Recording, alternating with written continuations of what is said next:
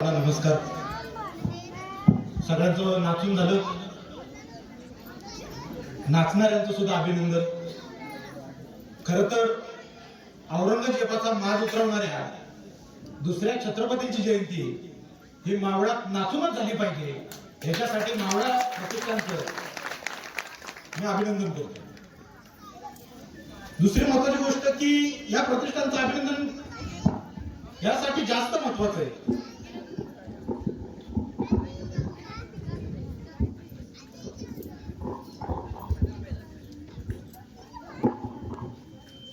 यासाठी जास्त महत्वाचं आहे की ज्या वेळेला महाराष्ट्राचा इतिहास सांगितला जातो, आपण काही गोष्टी लक्षात घेत नाही की त्या गोष्टी नेमक्या कशा आहेत. शिवाजी महाराजांच्या पाठिंबीचं गाव आजच्या मराठवाड्यातल्या संभाजीनगर जिल्ह्यातील वेरूळ.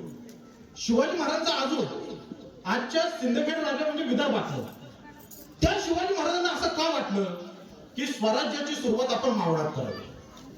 मावळात नेमकं असं काय की स्वराज्याची सुरुवात म्हणजे काय, स्वराज्य म्हणजे काय एकदा समजून घ्या.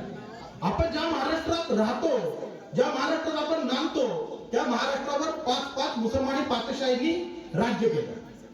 इथे सनस महाराज आहेत, वारकरी संप्रदायाचं एक पीठ आहे. ज्ञानेश्वरी सगळ्यांनी वाचलेली. ज्ञानेश्वरी ज्यावेळेला माऊलींनी लिहिली त्यावेळेला रामदेवराय यादव राज्य करत होता. अल्लाउद्दीन खिलजीने महाराष्ट्र नेस्तनाबूत केला. 300 वर्ष महाराष्ट्रामध्ये एकाही हिंदू राजाचं राज्य नव्हतं आणि त्या राज्याची सुरुवात या महाराष्ट्रात झाली. भारत पारतंत्र्यात गेला 13व्या शतकामध्ये, महाराष्ट्र पारतंत्र्यात गेला 15व्या शतकात. त्यावेळेला शिवाजी महाराजांनी स्वराज्य उभं केलं. हा भारत खऱ्या अर्थाने स्वतंत्र झाला जेव्हा शिवछत्रपतींचा राज्याभिषेक झाला. पण सगळ्यात अगोदर हे स्वातंत्र्य उपभोगणं, या भारताच्या पाठीवर सगळ्यात अगोदर कुठला भाग स्वतंत्र झाला असेल तर तो माझा मावळ भाग स्वतंत्र झाला. त्यामुळं शिवछत्रपतींच्या सोबत शंभू छत्रपतींची जयंती मावळा प्रतिष्ठानने साजरी केली, यासाठी त्यांचं हार्दिक अभिनंदन. आपल्या चौपाटीला शिवछत्रपतींचा पुतळा उभा आहे, दिमागात उभा आहे. त्या शिवाजी महाराजांच्या बाजूचं कंपाऊंड आता कमी केलं. पूर्वी तिथे एक दगड होता, त्या दगडावर ओळी होत्या. त्या ओळी खूप महत्वाच्या आहेत. कवी कोणी मला माहिती नाही, पण त्या ओळी लहानपणापासून मी वाचत आलो. त्या ओळी माझ्या काळजावर कोरल्या गेल्या. त्या ओळी अशा होत्या, ठोकरली येतेच गड्या बादशाही आंधळी, मुलुक त्यात मावळी रे मुलुक त्यात मावळी. मी मावळाचा असल्यामुळे मावळाबद्दल माझं प्रेम असेल, पण मावळ इतर प्रांतांपेक्षा वेगळा का. आम्हाला वाटतं की अख्खा भारत लढत होता, आपण ठीक आहे स्वराज्याची सुरुवात केली, पण मावळ कुठपर्यंत लढते. या मावळामध्ये हिरडस मावळामध्ये म्हसर नावाचं गाव आहे, त्याच्या पलीकडे शीन आणि गवडी नावाचं गाव आहे. पण एक साधारण लक्षात घ्या, भारत जेव्हा पारतंत्र्यात जात होता, इंग्रजांचं जेव्हा राज्य आलं, सातारच्या प्रतापसिंह महाराजांची गादी खालसा करण्यात आली. त्या सातारच्या प्रतापसिंह महाराजांचा आजोळ हे म्हसर आणि शिंदोडीचे राजेश्री. या महाराष्ट्राचा छत्रपती आपल्या मातीमध्ये वाढला, ज्याने इंग्रजांच्या विरुद्ध बंड पुकारलं. या छत्रपतीची ज्यावेळेला गादी खालसा झाली त्यावेळेला मावळातल्या सामान्य लोकांनी बंड केलं. कालीच्या रंगो बापूजी गुप्तेंनी इथले रामोशी असतील, सोनार असतील, मराठी असतील, सगळ्यांना घेऊन इंग्रजांच्या विरुद्ध बंड केलं. पंढरपूरच्या वर त्यांचा खजिना, इंग्रजांचा 5 लाखाचा खजिना लुटला. कधी सातारला जाल गेंडामाळावर, तिथे एक पाटी लावलेली आहे. त्या पाटीवर 16 जणांना टोपीच्या तोंडी देण्यात आलेले. मला अभिमान वाटतो त्या 16 मध्ये 12 जण माझ्या मावळातले. हा अधिकार आम्हाला लाभला. शिवाजी महाराज आमचे, संभाजी महाराज आमचे, स्वराज्य आमचे, मावळ आमचे. हा अधिकार आम्हाला लाभला तो आमच्या बापाजाद्यांच्या, आमच्या पूर्वजांच्या बलिदानामुळे. हे स्वराज्य उभं राहिलं. मगाशी डॉक्टर पंकज असतील किंवा बापू असतील यांनी उल्लेख केला. मी इतिहासाचा असा अभ्यासक आहे, म्हणजे हे गर्वाने किंवा अभिमानाने सांगत नाही की शिवछत्रपतींचा फक्त मी इतिहास अभ्यासलेला नाही. शिवछत्रपतींच्या नंतर सुद्धा जो इतिहास तुम्ही अभ्यासला, आणि ज्यावेळेला मी महाराष्ट्रभर व्याख्यानाला जातो त्यावेळेला मला असं विचारण्यात येतं की मावळामधली अशी कुठली घराणी आहेत की ज्यांनी शेवटपर्यंत स्वराज्य टिकवण्याचा प्रयत्न केला. मी नाझरेगावचा, मी अत्यंत शुद्धीनं बोलतोय की भली थोरली मोठी घराणी या औरंगजेबाच्या लढाईमध्ये, स्वारीमध्ये काही मारली गेली, काही शरण गेली. पण 2 मावळातली घराणी होती मराठ्यांची, म्हणजे कायस्थानची घराणी तर रंगबाबूजी गुप्ते असतील किंवा तुमचे बाकी प्रभू देशपांडेंचं घराणं असतील, हे शिवाजी महाराजांच्या सोबतच होते. पण 2 मावळातली घराणी होती जी शिवाजी महाराजांशी शेवटपर्यंत एकनिष्ठ राहिली. एक होते मालुसरे आणि दुसरे होते कंक. 12 ज्योतिर्लिंगांपैकी कधीतरी श्रीशैलमला जा. त्यांच्या सरकारने आंध्र प्रदेशमधल्या तेलुगू सरकारने शिवाजी महाराजांची शिवसृष्टी उभी केली. डावीकडून तिसरं एक शिल्प आहे. मी मध्यंतरी गेलो होतो. त्या शिल्पाच्या पुढे मी उभा राहिलो. माझ्यासोबत सहकारी होते. तिथं ज्या वेळेला म्हणजे आता आंध्र प्रदेशची जी राजधानी आहे ज्याचं नाव हैदराबाद आहे त्याचं नाव त्यावेळेला होतं भागानगर. आणि भागानगरला कुतुबशाह राज्य करत होता. आणि आंध्र प्रदेशमध्ये शिवाजी महाराजांनी ज्या वेळेला या हैदराबादच्या कुतुबशाह सोबत शिवाजी महाराजांनी करार केला की दक्षिण दिग्विजयाची शिवाजी महाराजांची मोहीम होती. सगळं संचलन चालू होतं. शिवछत्रपती बसले होते, कुतुबशाह बसला होता, शिवाजी महाराजांचे पंतप्रधान बसले होते, त्याचं मंत्रिमंडळ बसलं होतं. आणि आता 26 जानेवारीला जसं आपल्या दिल्लीला कार्यक्रम होतो की राष्ट्र आपलं सगळं शस्त्र सैन्य दाखवतं तसा तो कार्यक्रम होता. शिवाजी महाराजांच्या पुढं कुतुबशाहचं सैन्य संचलन करत होतं. त्याचं घोडदळ गेलं, त्याचं पायदळ गेलं, त्याचं हत्तीदळ गेलं. आता महाराज सोबत घेऊन गेले होते ते मावळे फाटकेच. त्या कुतुबशाही शिवाजी महाराजांना विचारलं की तुमच्याकडे असं हत्तीदळ आहे का? महाराज बोलले माझ्याकडे हत्तीदळ नाही पण माझ्याकडे हत्तीच्या ताकदीची माणसं आहे. कुतुबशाहला वाटलं शिवाजी महाराज वेळ मारून नेण्यासाठी म्हणतायत. तर दारू पाजून एक हत्ती त्याने रांगणात उतरवला. कुतुबशाहने म्हटले दाखवा. बघायचो कोणाला. पाठीमागे येसाचे कंक होते. शिवाजी महाराजांच्या नजरेत काय येसाचे कंकांनी ओळखलं. दारू पिलेल्या हत्तीच्या समोर येसाचे कंक आले. हत्तीच्या शेपटाच्या बाजूला उभं राहून हत्ती गार गार फिरवला. विजेच्या कपड्याने हत्तीच्या सोंडे समोर येऊन हत्तीची सोंडच पट्ट्याने कापून टाकली. महाराज बोलले की माझ्याकडे अशी हत्तीच्या ताकदीची माणसे. आई तरुणपणामध्ये येसाचे कंकांच्या तरुणपणामध्ये घडलेला किस्सा. हे ह्याच्यासाठी मी सांगतोय.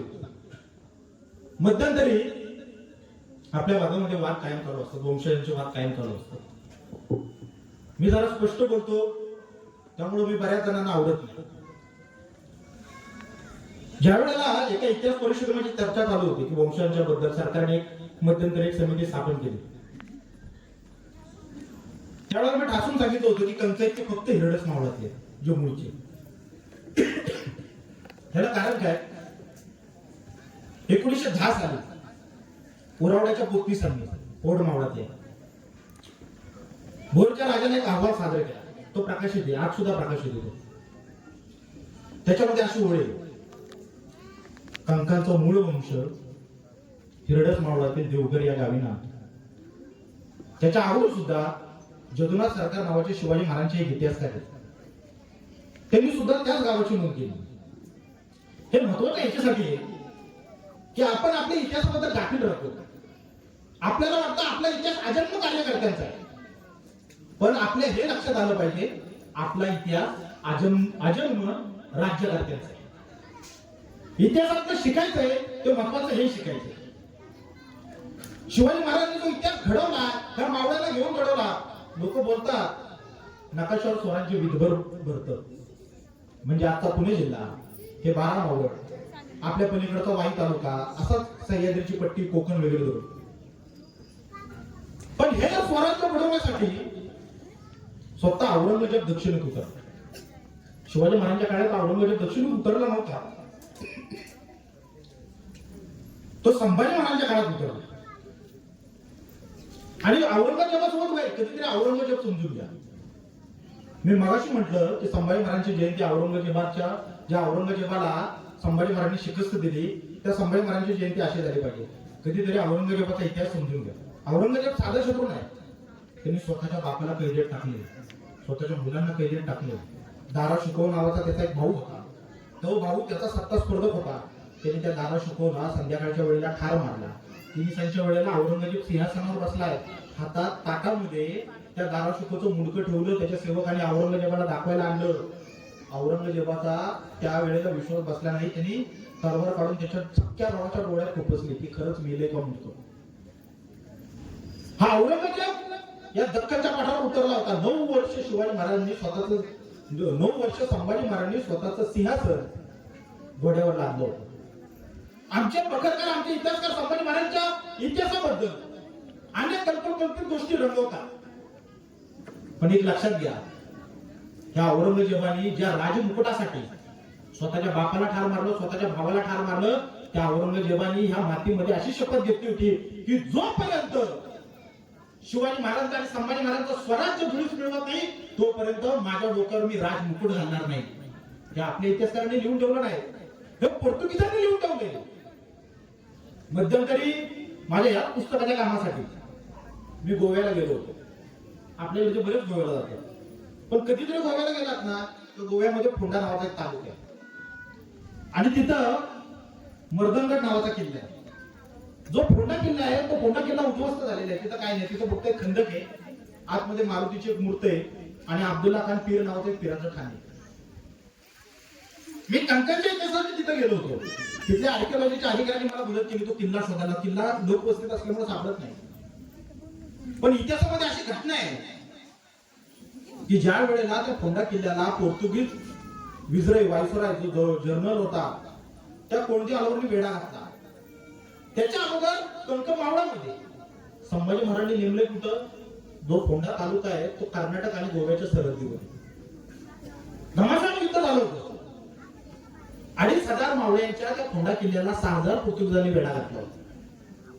आपल्याला आपल्या आजूबाजूच्या लढाई माहिती असतात. ही लढाई महत्वाची याच्यासाठी आहे, त्या लढाईमध्ये प्रत्यक्ष संभाजी महाराज आणि हिरडक मावळची एक जुनी सवय, जुन्या लढाई बघा. तुमच्या आपटीजवळ जेजे बांधलची एक लढाई झालेली आहे, रणखांबा टोकून लढाई झालेली आहे. शेजवलकरांनी त्यांच्या साहित्यामध्ये त्याचा उल्लेख केलेला आहे. अगदी बऱ्याच त्यांनी लढाई केली. पावनखिंडीच्या वेळेला सुद्धा पावनखिंडीमध्ये अख्खं हिरडक मावळ होतं. बांधलाचं जरी प्रामुख्याने नाव येत असेल, बाजीप्रभू देशपांडेंचं जरी प्रामुख्याने नाव येत असेल तरी हिरडक मावळचे सगळे बांधले. आज एकही गाव असं नाहीये हिरडक मावळा. धरणाच्या पोटामध्ये आपला वारसा गेला असेल, पण आजही एकही गाव असं नाही की जिथे विरगळ नाहीये. तुमच्या साडावच्या मंदिराच्या तिथे विरगळ, निगुडगरच्या आमच्या पाहुण्यांच्या दारामध्ये, आदित्य बांधांच्या दारामध्ये विरगळे पडलेले, वेणुपुरीला पडलेले आहेत. ह्या विरगळ अजून सुद्धा आहे. तुम्ही आपल्या दुर्गच्या जंगलात गेलात की तिथं सुद्धा विरगळ आहे. बरं, देवाची नावं पण आपल्याकडे विरांवरून पडले. आमच्या बाप्पा आणि मी एकदा तुमच्या जमिनीला गेलो होतो. तिथल्या हनुमंताचं नाव आहे बाजी हनुमंत. आता तो बाजी हनुमंत काय, शिवाजी महाराजांनी बाजीप्रभू देशपांडे यांना एक पत्र दिलं की तुमच्या तपी यातील म्हणजे तुमच्या मावळातील तुमच्या खोऱ्यातील जाफलोडगड उर्फ मोहनगड इथे हवालदारास राहण्यासाठी मजबूत आळंगा तयार करणे. आळंगा म्हणजे गरठा. बाजीप्रभूंनी तिथला मारुती निर्माण केला म्हणून तो बाजी हनुमंत. तुमच्या बरोबर असलेल्या देशपांडेचा वाडा ब्रिटिशांनी 1870च्या बंडाच्या वर जाळला. हा इतिहास आपल्या हिरडक मावळाचा आहे. एक साधी गोष्ट सांगतो, घटना उत्तर काळातली. भोरच्या राजाचा आणि हिरडक मावळ्याचं एकदा भांडण झालं. भांडण साधच होतं. हिरडक मावळामध्ये हिरड्याचं उत्पन्न मोठ्या प्रमाणामध्ये. भोरच्या राजाचा आणि हिरडक मावळ्यांचा रॉयल्टीवरनं वाद की ह्या मावळ्याची रॉयल्टी घ्यायची कोणी. राजाचं म्हणणं आहे, राजाने काय केलं, भोरच्या राजाने म्हणजे सदाशिवराव पंत सचिवांच्या काळातला घटना आहे. त्यांनी काय केलं, सरसकट फॉरेस्टची मोजणी ही पंत सचिवांच्या नावावर लावली. आता राहणं इतकी वर्ष मावळ्यांची, फॉरेस्टची मोजणी केली पंत सचिवांनी, हिरडा गोळा करायचा मावळ्यांनी, त्याची प्रतवारी करायची मावळ्यांनी आणि रॉयल्टी घ्यायची पंत सचिवांनी. यदी फडक्यांनी आधुनिक महाराष्ट्राचा इतिहास म्हणून खंड लिहिला, त्याच्यामध्ये ही घटना आवडली. आता राजा पण पाठ सोडायला तयार नाही. त्यांना हिरड्यापासून नगद उत्पन्न मिळायचं. हा मावळ्यांच्या अस्मितेचा प्रश्न. जंगल आमचं, रान आमचं, मावळ आमचं, आमच्या बापासाठ्यांचं, हिरडा आमच्या रानाचा आणि राजाने का पैसे घेतले. मुळात भोरचा राजा म्हणजे भोर जे शंकराचे नारायण पंत सचिव होते ते मराठवाड्यातल्या गांडापूरचे. त्यांचं मूळ आडनाव गांडेकर. सासरवाडी वेल्हा तालुक्यातील मांगदरी येते.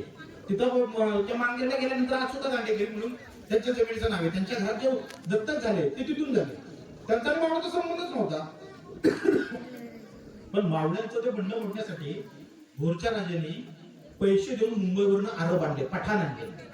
ही ह्यांचा विरोधच मोडून काढायचा आणि हिरडा ताब्यात घ्यायचा. 13 दिवस भोरच्या राजाने आणलेले आरब आणि मावळ्यांमध्ये लढाया चालू होत्या. शेवटपर्यंत मावळ्यांनी त्यांचा हक्क सोडला नाही अगदी भारत स्वतंत्र होईपर्यंत हिरडस मावळाचे मावळे स्वतःच्या हक्कासाठी लढत होते. आपल्याला पावनखिंडीची लढाई माहितीये, मी सांगतो की फोंड्याची लढाई माहितीये, पण हिरडस मावळातल्या मावळ्यांनी भोरच्या राजाच्या सोबत सुद्धा लढाई केली की आमच्या राजाला हिरडा सुद्धा आम्ही विकणार. फोंड्याची लढाई सुद्धा तशीच. संभाजी महाराजांच्या सैन्यात तिथे बराच भाग होता. फोंडा आत्ताचा आपल्याला जेवढा गोवा दिसतो तेवढा पोर्तुगीजांचा नव्हता. गोव्यामध्ये डिचोली महाले, गोव्यामध्ये मारदोळ महाले, फोंडा महाले हे मराठ्यांच्याकडे होते. पण तिथं कोणतरी जातीचा लागणारा नव्हता. त्या गोव्यामध्ये रामजी ठाकूर नावाचा एक वकील होता. त्यांनी संभाजी महाराजांना पत्र पाठवलं, गोवा राखायचा तर फोंडा सोडणी नाही, जातीचे कधी माणूस नाही. त्यावेळेला एसआरजी कंक मावळत होते. संभाजी महाराजांनी एसआरजी कंकांना फोंड्यावर जायला सांगितलं. कोणती आलवर नावाच्या पोर्तुगीजांच्या जनरलनी वेढा घातला. लढाईची धुमचक्री चालू झाली. आपल्या मावळ्यांकडे फक्त तलवार आणि बंदुका होत्या, एक दोन तीन बंदुका, एक तोफ. आणि पोर्तुगीज त्यावेळेला त्यांच्या बंदुकांसाठी आणि तोफांसाठी ओळखले जात होते. संभाजी महाराज त्या लढाईच्या ठिकाणी पोहोचले होते. संभाजी महाराज दुर्भाट बंदरात येणार होते. लढाईला सुरुवात झाली. खंदकामध्ये आज सुद्धा तो खंदक तुम्हाला फोंड्याचा खंदक बघायला मिळतो. गोव्याला माझे एक मित्र आहेत अभित शिरोडकर म्हणून. त्या अभित शिरोडकरांना मी मध्यंतरी विनंती केली होती ते चळवळ चालू करतात. त्यांना मी म्हटलं होतं ह्या खंदकामध्ये आमच्या एसआयटी कंकांच्या आणि कृष्णाची कंकांचं स्मारक करा, ते इथं लढले म्हणून मी त्यांना पत्र दिलं होतं. ती लढाई एवढी महत्वाची होती. 80 वर्षाचे एसआयचे कंक त्या लढाईत लढतायत. त्यांना एकुलता एक मुलगा ज्याचं नाव कृष्णाचे कंक. मग अशी बापूंनी सांगितलं कृष्णाचे कंक फोंड्यावर पडले. कृष्णाच्या कंकांना फोंड्यावर जखमा झाल्या. नंतरचं पत्र असं उपलब्ध आहे, घरी येऊन जखमा फुटून त्यांचा मृत्यू झाला. येसाजी कंकांचा एकुलता एक मुलगा, येसाजी कंक फोंड्यावर लागतायत, पण बापाचं मनगट कसरलं नाही. एकुलते पोरग राखायचं का स्वराज्याला? ज्या वेळेला येसाजी कंकाच्या मनामध्ये हा प्रश्न आला की पोरगा राखायचा का स्वराज्य राखायचं, त्यावेळेला येसाजी कंकांनी कौल दिला, लाखो लोकांची पोरं राखणारं स्वराज्य राखायचं, माझा एक पोरगा पडायला लागला तरी हरकत नाही. या स्वराज्याच्या सीमा तुम्हाला फोंड्यापर्यंत कोल्हापूरपर्यंत दिसतायत. त्याच्या कारणापाठीमागं तुमच्या आमच्या बापजाद्यांनी रक्त शिंपलंय. त्यांनी तिथं आपली हाडं पुरली. आणि संभाजी महाराजांचं सगळ्यात मोठं यश हे की संभाजी महाराजांना हे आपले बापजादे लाभले. शिवाजी महाराजांवर आणि संभाजी महाराजांवर जर महाराष्ट्रातल्या कुणाचा पहिला अधिकार असेल तर तो पहिला अधिकार आपल्या मावळ्यांचा आहे. जेदे शकावलीमध्ये एक उतारा आला. शिवाजी महाराजांची 26 वर्ष राजधानी या राजगडावर होती. महाराज रायगडावर गेले. महाराजांचा राज्याभिषेक होत होता. देशोदेशीकडून महाराजांना सोन्याचे नजराणे वगैरे सगळं आलं होतं. आणि आपल्या मावळातल्या सैनिकांचं पथक शिवाजी महाराजांचा राज्याभिषेक होतोय एका कोपऱ्यामध्ये उभं होतं. कारण की आपल्याकडं चित्रपटात दाखवतात ना की आपल्या बापाजाद्यांनी पोशाख बिशाख केले, मोठ्या पगड्या, तसं काही नाही. मावळामध्ये कायमस्वरूपी गरिबी, फक्त मावळ खाऊन पिऊन सुखी होतं. 72च्या दुष्काळात पण आपल्याकडे चांगला इंद्रायणी आणि आंबेमोहर पिकत होता, खाऊन पिऊन सुखी. आणि आपल्यासारखा निर्मळ मनाचा माणूस कुठंच आढळणार नाही. मी उभा महाराष्ट्र फिरलोय. ह्या हायवेच्या पलीकडं श्रीमंत लोक आहेत ज्यांच्या उसाच्या एफआरपीचा भाव 3500 रुपये 4000 रुपये, त्यांच्या जत्रेला जात होते. 2 हाडकं वाडग्यामध्ये असतात, त्याच्यात पण आडे दिसत असतं. आपल्या मावळातल्या गरीबाच्या गरीबाकडे या खेकड्या धरण, कोंबडी धरण, कुठेही करण, पण पाहुण्याला ढेकर दिल्याशिवाय जाऊ देणार. हे सगळ्यात मोठं मावळाचं वैशिष्ट्य आहे. आपण अल्पसंतुष्ट आहोत. म्हणून शिवाजी महाराज आपल्या लोकांना जास्त काही लागत नाही. गावच्या पाटलाला तोड धरून होळीला कोळीचा मान दिला, बेंद्राला बैल काढला की गावचा पाटील पण आपल्या खुश होतो. त्याला पण काही जास्त लागत नाही. कारण की आपला भाग मुळातच त्याच्या भौतिक गरजा कमी असल्यामुळे स्वराज्यासारखा प्रयोग इथे यशस्वी झाला. शिवाजी महाराज कुठल्या मावळ्यांनी काय फारसं असं काही मागितलंच नाही. आणि ज्या वेळेला मावळाचं पत्र त्या राज्याभिषेकाच्या वेळेला कोपऱ्यामध्ये उभं होतं, त्यावेळेला मावळ्यांनी विचारलं की महाराज तुम्ही छत्रपती झाला, राजधानी रायगडवर झाली, आता आमचा बंदोबस्त कसा काय? जेदे शकावलीचं वाक्य आज सुद्धा वाचू शकता. महाराजांनी त्या मावळ्यांना असं सांगितलंय, तुमच्या वंशाची ऊर्जी आमचा वंश चालवेल. शेवटपर्यंत शिवाजी महाराजांच्या प्रतापसिंह छत्रपतींपर्यंत सगळ्यांनी दखल घेतली आपल्या मावळ्यांची. मला अभिमान वाटतो जे स्वराज्य निर्माण झालं त्या स्वराज्याची शपथ हे रायरेश्वरावर झाली. शंभू छत्रपतींचा जन्म पुरंदरवर झाला, राजाराम छत्रपतींचा जन्म सिंहगडावर झाला, राजगडावर झाला, मृत्यू सिंहगडावर झाला. हे सगळं बघून आपल्या मावळ्याला लाभलं. एक साधी गोष्ट सांगतो जी संभाजी महाराजांशी संबंधित आहे. त्यावेळेला आपल्या मावळातले बाजी सर्जेराव जयदे असतील, येसाजी कंक असतील, बांधल असतील, सगळे मावळे शिवाजी महाराजांनी संभाजी महाराजांच्या सोबत गेले. अख्ख्या औरंगजेबाच्या इतिहासामध्ये औरंगजेबाच्या पुढे संभाजी महाराज दोनदा गेले. पुरंदरचा तह झाला. मला वैयक्तिक विचारतात की तुम्ही इतिहासाचा अभ्यासात असल्यावर शिवचरित्रातली अशी कुठली घटना आहे की तुम्हाला आवडते? शिवचरित्रात अनेक घटना आहेत. अफजल खानाचा पुतळा काढला, शाहिस्ते खानाची बोटं तोडली, पण अशी कुठली घटना आहे की शिवचरित्रातली तुम्हाला आवडते? औरंगजेबाच्या वाढदिवसाचा दरबार भरला होता. शिवाजी महाराज पुरंदरच्या तहांच्या कलमाची पूर्तता करण्यासाठी त्याच्या दरबारात गेले होते आणि शिवाजी महाराजांना पंचायत रांगेत औरंगजेबाने उभं. औरंगजेबाच्या दरबारामध्ये असे प्रोटोकॉल होते. औरंगजेबाच्या समोर बोलायचं तो तोंडावर हात ठेवायचा, औरंगजेबाच्या समोर उभं राहायचं तर हात बांधून उभं राहायचं. हे औरंगजेबाच्या दरबारातले शिष्टाचार होते. शिवाजी महाराजांना पंचायत रांगेत उभं केलं. शिवाजी महाराज बादशाला पाठ दाखवते. मिर्झा राजा जयसिंगचा मुलगा रामसिंह शिवाजी महाराजांना समजवण्यासाठी आला आणि हे कुणी लिहून ठेवलं? हे कुठल्या मराठी माणसाने लिहून ठेवलं नाही. प्रकाशदास नावाचा लिंगर भाषेतला कवी होता, तो त्या तिथं उपस्थित होता, त्यांनी लिहून ठेवले. औरंगजेबाने जेव्हा शिवाजी महाराजांचा अपमान केला, रामसिंह शिवाजी महाराजांना समजवण्यासाठी आला. त्यांनी शिवाजी महाराज दक्कनी हिंदीत औरंगजेबाला कळेल असे बोलले, तुम देखा तुम्हारा बाप देखा मैं कौन आदमी हूं, मैं तुम्हारा खिल्लत नहीं लेता चाहे तो मेरा जान दे. औरंगजेबाच्या समोर शिवाजी महाराज म्हणतायत आपल्या स्वराज्यापेक्षा लय जमीन असलेले राजे राजवाडे, लय संपत्ती असलेले राजे राजवाडे औरंगजेबाच्या दरबारात उभे होते. त्या औरंगजेबाचा अपमान कोणी केला नव्हता, तो अपमान शिवाजी महाराजांनी केला आणि तो अपमान शिवाजी महाराजांनी केला तेव्हा शिवाजी महाराजांच्या हाताला 9 वर्षाच्या संभाजी महाराजांनी धरलेलं होतं. आपल्याला असं वाटतं की संभाजी महाराजांनी औरंगजेबाच्या पुढे दुसऱ्या भेटीमध्ये संभाजी महाराजांनी मृत्यू पत्करला. आमचे बखरकर म्हणतात की संभाजी महाराज औरंगजेबाला असे म्हणाले, तुझी मुलगी देत असले तर मुसलमान होतो. खोटे.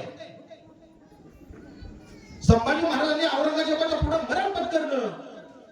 त्याचं सगळ्यात मोठं कारण वयाच्या 9व्या वर्षी त्यांच्या वडिलांनी आपला जीव पणाला लावून औरंगजेबाला महाराष्ट्राचा आणि मराठ्यांचा स्वाभिमान काय असतो ते शिकवलं. 9 वर्षाचे संभाजी महाराज आपल्या बापासाठी कैदेत राहिले. संभाजी महाराज महाराष्ट्रातले एकमेव पुरुष जिवंतपणी त्यांचं कार्य केलं. जिवंतपणी शिवाजी महाराज आग्र्यावरून सुटून आले.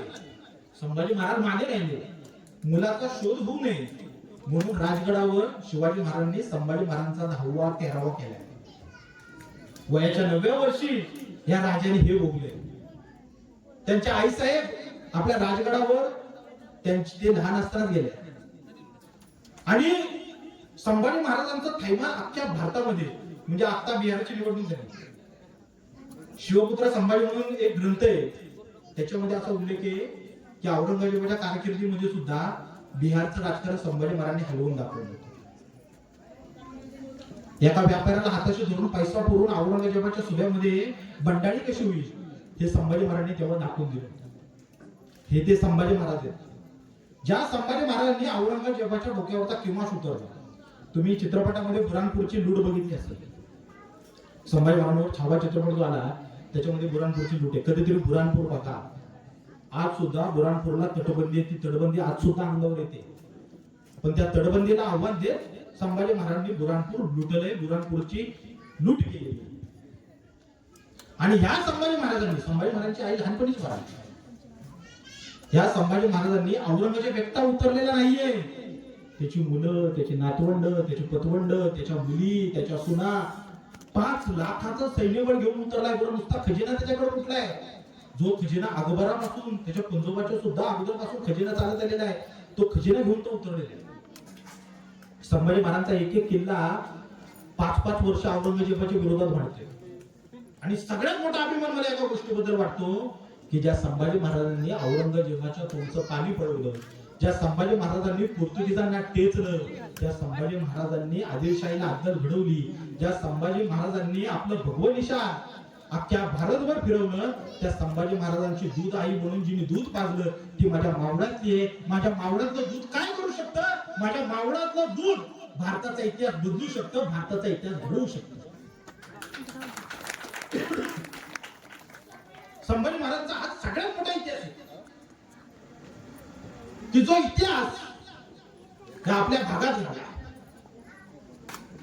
अगदी साधी गोष्ट सांगतो, महाराजांना रयतेबद्दल प्रेम किती, रयतेबद्दल राजाला प्रेम किती असावं.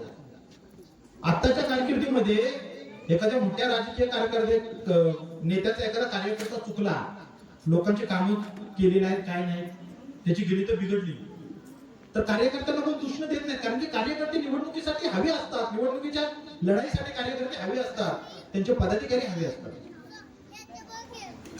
आमच्या रोहिड मावळामध्ये म्हणजे पलीकडच्या खोऱ्यात, आंबवड खोऱ्यामध्ये संभाजी महाराजांच्या काळामध्ये लोकांच्या धावण्या येत होत्या, मोगलांच्या धावण्या येत होत्या, लोकांची घरदार उद्ध्वस्त केली जात होती.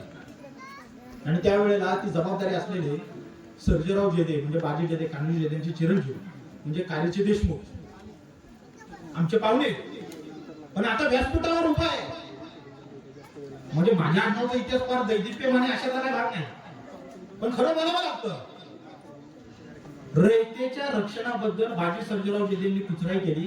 संभाजी महाराजांचं पत्र आहे की रयतेच्या जीवास अपाय कराल, स्वामींची मीठभाकरी खाल्ली आहे, पुन्हा ऐसे कराल तर स्वामी कुटुंब कबिल्यासहित कापून काढतील. रोहिड मावळाच्या देशमुखांना संभाजी महाराजांनी लिहिलेलं पत्र आहे की रयतेला नागवाल तर आम्ही कुटुंब कबिल्यासहित कापून काढू. राजा रयतेबद्दल किती जागृत आहे. आपण सगळ्यांना म्हणतो संभाजी महाराज धर्मवीर, संभाजी महाराज धर्मवीर, पण त्याच्या पाठीमागचा इतिहास फक्त संभाजी महाराजांचं बलिदान आपण लक्षात घेतो. एक साधी घटना आहे. इथं वारकरी संप्रदायातले अनेक जाणकार बसलेले. माऊलींनी संस्कृतात असलेली भगवद्गीता मराठीत आणली, प्राकृतात आणली, आपल्या सगळ्यांना समजेल अशा भाषेत ते ज्ञान उघड केलं. त्या माऊलींना सुद्धा समाजाने त्रास द्यायला वाईट टाकलं आणि त्यांना समाजात पुन्हा येण्यासाठी पैठणला जाऊन शुद्धीपत्र घेऊन लागलं. माऊली धर्माचे ज्ञानाचे एवढे अधिकारी असताना माऊलींवर अन्याय तो संभाजी महाराजांच्या काळात एक घटना घडली. कारण की धर्मपंडितांचा, पुरोहितांचा समाजावर असा दाब होता, आम्ही सांगू तो धर्म, आम्ही शिकू तो धर्म. शिवछत्रपतींचा राज्याभिषेक उभा चालू होता आणि एका ब्राह्मणाच्या मुखातनं, एका मुसलमानाच्या मुखातनं संभाजी महाराजांनी संस्कृत स्तोत्र ऐकला. नक्की प्रकरण काय आहे संभाजी महाराजांनी चौकशी केली. तुम्ही ज्या वेळेला संभाजीनगर वरनं अजिंठ्याला जाता त्यावेळेला रस्त्यात एक हरसूल नावाचं गाव आहे. त्या हरसूलच्या कुलकर्ण्याच्या मुलाला जंजिरेकर सिद्ध्यांनी मुसलमान केलं. धर्म आपल्याकडे खूप मोठा बळकट असतो. आपलं भाग्य हे की धर्माच्या वर्चस्वाला विरोध करणारे छत्रपती आपल्याला लाभले. संभाजी महाराजांनी स्वतःहून धर्मपीठ बसवलं. हरसूलच्या कुलकर्ण्याच्या पोराला संभाजी महाराजांनी हिंदू धर्मात घेतलं. संभाजी महाराजांचं धर्मवीर म्हणजे धर्मवीर, पण हे धर्मवेडे पण नाही. मुळात मावळातल्या लोकांना धर्म शिकवण्यासाठी किंवा महाराष्ट्रातल्या लोकांना धर्म शिकवण्यासाठी उत्तरेतनं बाबा येतात कशाला, हा मला पडलेला प्रश्न. आमच्याकडे ज्ञानाची परंपरा नाथ संप्रदायापासून, वारकरी संप्रदायापासून भागवत संप्रदायापर्यंत चालू आहे. आमच्याकडे ज्ञानाची परंपरा चक्रधर स्वामींपासून चालू आहे. मग काल परवा घडलेले महाराज आपल्याकडे हिंदीतनं आपल्याला आपला धर्म सांगतात. मगाशी मी इथं होतो, कुणीतरी मला सांगितलं ख्रिश्चन मिशनरी आले होते आपल्या पुढच्या भागात. त्या पोरांनी त्यांना हाकलून लावलं. त्या पोरांना कोणी धर्म शिकवला होता? त्या पोरांना कोणी वेद शिकवले होते? त्या पोरांना कोणी पुराणे शिकवली होती? आमच्या भागातल्या, महाराष्ट्रातल्या मावळ्यांना धर्म शिकवावा लागत नाही. आमच्या रक्तामध्ये धर्म मिळणारे हे दोन छत्रपती आमच्या मावळात मिळले. त्याच्यामुळे धर्माची व्याख्या करायला बाहेरची माणसं ज्यावेळेला लागतात त्यावेळेला आपल्या इथल्या धर्माचं आणि आपल्या संस्कृतीची सगळ्यात मोठी हानी होती. आपण बडकट की तर कमी प्रज्ञावंत ज्ञानवंत माणसं संप्रदायाशी संबंधित आपल्या व्यक्तीवर ऐकली नाही. तरी सुद्धा उत्तर एकदा बाबा आला, मी पुणे शहरामध्ये राहतो, मला लाज वाटते. ज्ञानेश्वर महाराजांचं नाव घेऊन, नामदेव महाराजांचं नाव घेऊन उत्तरेमधल्या लोकांनी अध्यात्म रचलं. नामदेव महाराजांची कवनं, नामदेव महाराजांचे अभंग शिखांच्या गुरु ग्रंथ साहेबांमध्ये, नामदेवजी मुखबाणी नावाने आपल्या महाराष्ट्रातल्या लोकांची. न्यायमूर्ती महादेव गोविंद रानडेंनी एका ठिकाणी असं नमूद केले, वारकरी संप्रदायामध्ये जी पांढरी पताका येते ती कधी काळी उत्तर प्रदेशातून कबीराची दिंडी यायची आपल्या मातीमध्ये. कशासाठी? चंद्रभागेच्या वाळवंटामध्ये ज्ञानाचं आदान प्रदान व्हायचं. वारकरी संप्रदाय मी ह्याच्यासाठी महत्वाचा मानतो. मी फार दैववादी माणूस नाहीये, पण वारकरी संप्रदाय मला ह्याच्यासाठी महत्वाचा वाटतो की ज्या वेळेला या महाराष्ट्राच्या छातीवर जर्जरी बक्ष नावाचा एक सुफी साधू आला, 700 सुफी संतांच्या पालख्या महाराष्ट्राच्या छातीवर उतरल्या. पुण्याचा छोटा शेख चालला, मोठा शेख चालला, तुम्ही आता शिवापूरला बघताय जो दर्गा, ही सगळी लोक धर्मप्रसारासाठी इथं आली होती. त्यांना धर्मप्रचार करायचा होता. आणि ह्या लोकांनी इस्लामी फक्त तलवारीच्या जोरावर इथं धर्म परिवर्तन केले नाही, त्यांनी एकेश्वरवादाचा पुरस्कार केला. तुमची एवढी देवळे, तुमचे एवढे देव आहेत, ते तुम्हाला मोक्ष देऊ शकत नाही, तुम्हाला अल्लाह मोक्ष देऊ शकतो. त्यावेळेला वारकरी संप्रदायाने ठाणकावून सांगितलं, तुमच्या तत्वज्ञानातील आमच्या तत्वज्ञानातील तुमच्या तत्वज्ञानाचा निर्गुण निराकार, आमच्या तत्वज्ञानाचा सगुण साकार हा पंढरपूरला होता. तुम्हाला तो मोक्ष देऊ शकतो. मधल्या 500 वर्षाच्या काळामध्ये आपल्याकडे हिंदू राजा नव्हता. त्यावेळेला आपला हिंदू धर्म, आपली संस्कृती टिकवली ती वारकरी संप्रदायाने टिकवली. आणि आज त्याच्यात घसरण करायला उत्तर येत नाही. ही सगळ्यात मोठी शोकांतिका ही आहे. आपल्या मातीमध्ये सकस आहे ना. भालचंद्र नेमाडे नावाचे एक साहित्य अकादमीचा पुरस्कार मिळाला, त्यांची मुलाखत चालू होती. ते म्हणतात, अभिजात मराठी जर अनुभवायची असेल तर तुम्हाला तुकोबारायांच्या गाथेपासून ज्ञानेश्वर महाराजांच्या ज्ञानेश्वरीपर्यंत वाचल्याशिवाय पर्याय नाही. बरं, महाराष्ट्रातल्या माणसाचं ज्ञानेश्वर महाराजांवर प्रेम किती? 16व्या शतकामध्ये एक खटला आहे, मराठीची न्याय व्यवस्था नावाचं पुस्तक आहे. त्या खटल्यामध्ये साक्ष देताना ज्ञानेश्वरीवर हात ठेवून साक्ष दिली. हे सगळ्यात मोठं वैशिष्ट्य आपल्या धर्माचं. ते शिवछत्रपतींनी आणि संभाजी महाराजांनी आपल्याला धर्म नेमका शिकवला आहे. तो धर्म हा आहे. अन्यायाच्या विरोधामध्ये भांडायचं कसं, अन्यायाच्या विरोधात उभं राहून आपलं सत्व जपायचं कसं, हे सत्व आपल्याला शंभू छत्रपतींनी शिकवलं. कधीतरी या भारताने संभाजी महाराजांचे आणि महाराष्ट्राचे उपकार म्हणायला पाहिजे. 25 वर्ष औरंगजेब आपल्या मातीत होता. जर 25 वर्ष हा औरंगजेब जर उत्तरेत असता तर उत्तरेमध्ये त्यांनी एकही मंदिर ठेवलं नसतं. 25 वर्ष हा महाराष्ट्र भांडत होता. 25 वर्ष महाराष्ट्रातली मराठी रयत राजाची राजधानी नसताना, सेनापती नसताना भांडत होती. जगाच्या पाठीवर तलवार, जगाच्या पाठीवर तोफखाने, जगाच्या पाठीवर कटेरे, जगाच्या पाठीवर बिचवे, ही हत्यारांची आडनावं कुठल्या समाजात नाही, ती फक्त महाराष्ट्रात. कारण की 25 वर्ष आम्ही लढलोय. आमचं सर्वस्व पणाला लागले. हा औरंगजेब ज्यावेळेला दिल्लीवर ज्यावेळेला त्याच्या राजधानीत निघाला, त्याच्या लोकांनी विचारलं, महाराष्ट्र जिंकायला जात आहे, किती दिवसात परत जातो? त्यांनी सांगितलं 3-4 वर्षात परत येऊ. औरंगजेब 25 वर्ष या महाराष्ट्राच्या मातीत राहिला. शेवटी हाच महाराष्ट्राच्या मातीत गाडला गेला. आणि ते सगळ्यात मोठं यश शिवछत्रपतींचं आणि शंभू छत्रपतींचं.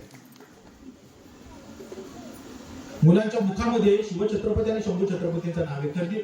कवी प्रदीप नावाचा कवी होऊन गेला, त्यांनी सगळ्या भारताचं वर्णन केलेलं आहे. आओ बच्चो तुम्ही लिखाय जाती हिंदुस्तान की आहे. त्याचं कडवं खूप चांगलं आहे महाराष्ट्राच्या बद्दल. तो असं म्हणतो, देखो मुल्क मराठों का है, यहाँ शिवाजी डोला था, मुगलों की ताकत को जिसने तलवारों पे तोला था, हर पर्वत पर आग जली थी, हर पत्थर का शोला था, बोली हर हर महादेव की, बच्चा बच्चा बोला था. आपल्या मुलांना, आपल्या पिढीला अन्यायाविरुद्ध लढायचं हे सांगावं लागत नाही, पण अशी काळजी घ्या की तुमची पिढी, आपली पुढची पिढी, आपल्या सोबतची पिढी शिवाजी महाराज आणि संभाजी महाराजांचं नाव विसरतील असं काही करू नका. आज या मावळामध्ये मावळा प्रतिष्ठानने संभाजी महाराजांच्या जयंतीची आणि जन्मोत्सवाची ही मुहूर्तमेढ ठरवलेली. जो जन्मोत्सव हा आज मावळा प्रतिष्ठानचा हिरडस मावळा पुरते, तो उभ्या तालुक्याचा जन्मोत्सव व्हावा अशा शुभेच्छा मावळा प्रतिष्ठानला देतो, उपस्थितांना देतो. व्याख्यान मला ऐकून घेतलं याबद्दल सर्वांचे आभार, धन्यवाद. थांबतो. जय हिंद, जय महाराष्ट्र.